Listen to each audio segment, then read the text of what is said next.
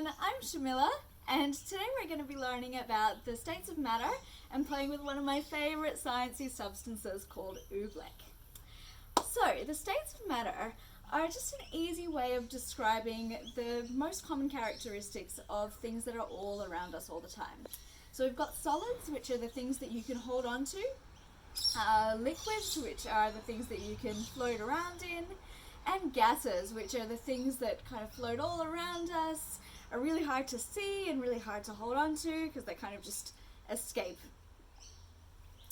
So a nice way of looking at states of matter is with water, because a really curious thing is that every substance can exist in all three of the different states of matter, and water is a really easy way to observe all three.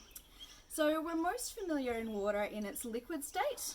That's the one that kind of can sit in a glass, it sloshes about, but it all sits in the bottom of the glass or whatever container you're holding the liquid in.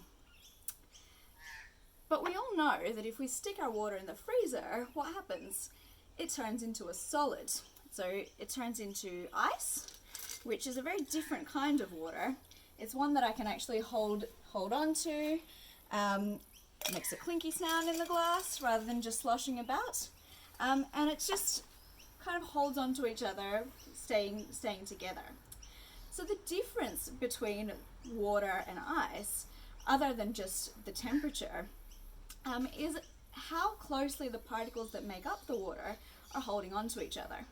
So in the case of the water, the particles can slosh about, they move past each other, but as you cool it down, everything starts to huddle up and wants to hold on really tight to the particles next to it, so that they no longer slosh about, they all stay together and move as one single mass. And then when we heat it up again, they all spread out, they don't want to be as close to each other anymore, and they all can slosh about and move about. They're still holding on close enough to stay together, but they move about kind of freely around each other. And that's why you can pour things like water and other liquids. Now what happens when we heat up water even more? If we put it in our kettle and boil it up, you start seeing all these bubbles forming, and then you see this steam rising up off the water. So it's really hard for me to show you the gas form of water because it's actually invisible. And that's because the particles in the water are spread so far apart that you can't see them anymore, they're that tiny. But what I can show you is the water vapor of really hot boiling water that I've just boiled. And you can see all of the steam coming off. So what you're actually seeing is tiny water droplets forming around the really hot gaseous water. Okay? So we can see that just by moving particles further apart and closer together, by heating or cooling them, we can make the same substance of water act really differently. And those are the three different states of matter. Now, these three states of matter are really familiar to us. We see them around us all the time. But some things aren't that easy to group into one of those three states of matter. And that's where we get really fun things like slime. So this is my favorite type of slime because it's really safe to make and it's really easy to make. All I've done is I've gotten regular corn flour out of my pantry and I've added water into it. And you can do this at home and it's really weird. The moment you try to start stirring water into it, you'll see how strange it is, because normally if I'm making cake or something and I stir my batter, the more I stir, the kind of easier it'll get to stir. But this works exactly the opposite. The harder I try and force it to stir, the more it feels like a solid. And you can see once I leave it alone, it goes back to looking just like milk or cream. You can see the bubbles in it, like you would see in any other kind of liquid. So I'll just show you a few things that you can do with slime, and you can play with it for hours and hours at home, which is probably what I'll be doing today.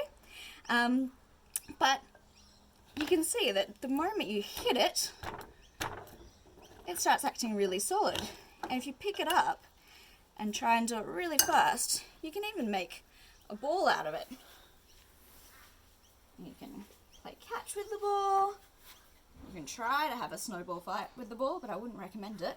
Oh. And the moment you stop mucking around with it, it goes back into a liquid. Okay, so it's lots of fun and you can spend hours and hours playing with it. But the reason it goes from being a liquid to a solid so quickly is unlike with the water, which we had to cool down, this one is made up of little tiny solid particles floating around in a liquid. And so what we're actually doing whenever I hit it is I'm pushing those particles close together so that they behave like a solid, cling on to each other, and then the moment I stop applying the force, they go back to being liquidy. Alright, so it's a really nice little demo of how pushing particles closer together make them act like a solid. Alright, so I hope that was a bit of fun, and I hope you have a great time looking at all the different states of matter around and playing with some Oobleck at home. I will see you next time. Bye for now.